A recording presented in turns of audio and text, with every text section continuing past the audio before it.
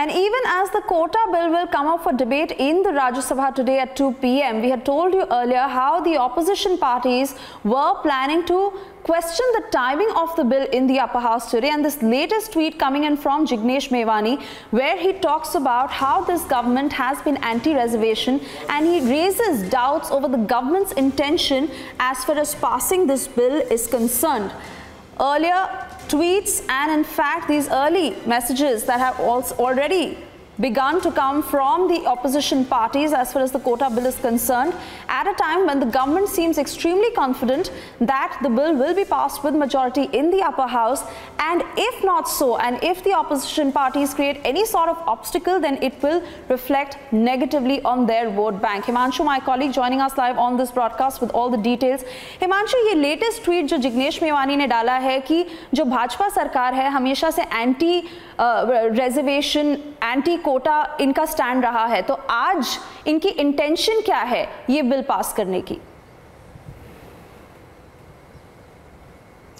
देखिए, जिग्नेश मेवानी का जो ट्वीट है वो सीधे सीधे संघ की तरफ इशारा करता है। संघ ने हमेशा से यही कहा है कि जो आरक्षण का जो दानव है वो लगातार समाज को ऊंच नीच के दायरे में बांटता है और इसीलिए आरक्षण को ख़त्म कर देना चाहिए।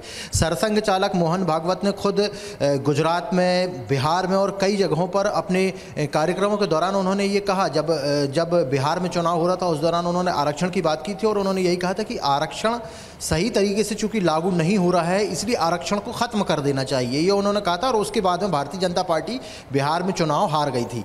कहीं ना कहीं ये माना जा रहा था कि सरसंघ चालक का जो ये बयान है इसी के चलते भारतीय जनता पार्टी की ये स्थिति हुई है। तो उसी को संदर्भ में लेते हुए भारतीय जनता पार्टी के अलग अलग नेता अलग अलग जगहों पर, अलग अलग अवसरों पर ये चीज़ बोलते रहे हैं कि जो आरक्षण है वो समाज को बांटता है, जातियों को बांटता है, ऊंच नीच के दायरे में बांटता है, इसलिए इसको समाप्त कर देना चाहिए। कई बीजेपी के सांसद है वो भी पहले कई बार ये कह चुके हैं। तो सीधे सीधे तौर पर जिग्नेश मेवानी का जो ट्वीट है वो उसी तरफ इशारा कर रहा है कि भारतीय जनता पार्टी के तमाम नेता जो हैं वो तो आरक्षण के विरोधी रहे हैं, वो तो हमेशा से यही कहते रहे हैं कि आरक्षण खत्म होना चाहिए। अब ये सवर्ण समाज को आरक्षण क्यों दे रहे हैं? तो भारतीय जनता पार्टी के कुछ लोगों से हमारी बात हुई थी, हम लोगों ने भी ये चर्चा की थी, तो उन्होंने यही कहा था कि चूंकि सबका साथ सबका विकास प्रधानमंत्री चाहते हैं, आरक्षण समाप्त नहीं किया जा सकता है, इसलिए जो कम से कम जो वो तबका है ऊंची जातियों का जो बहुत ज़्यादा गरीब है उसको ये सुविधा उपलब्ध कराई जाए, तो उसको लेकर आए हैं ये। तो अब कुल मिलाकर सही बात है, जब बात उठती है तो दूर तो लग जाएगी।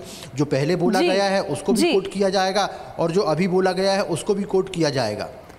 जी हिमांशु, 2 बजे जब बिल को टेबल किया जाएगा राज्यसभा में, इस पर डिबेट भी होगा और जाहिर सी बात है हम देखेंगे किस तरह का स्टैंड रहेगा ऑपोजिशन पार्टीज का इस पर। बने रहिए हमारे साथ, हम और जानकारी के लिए आपके पास आते रहेंगे। इसके लिए for the moment thank you for joining us.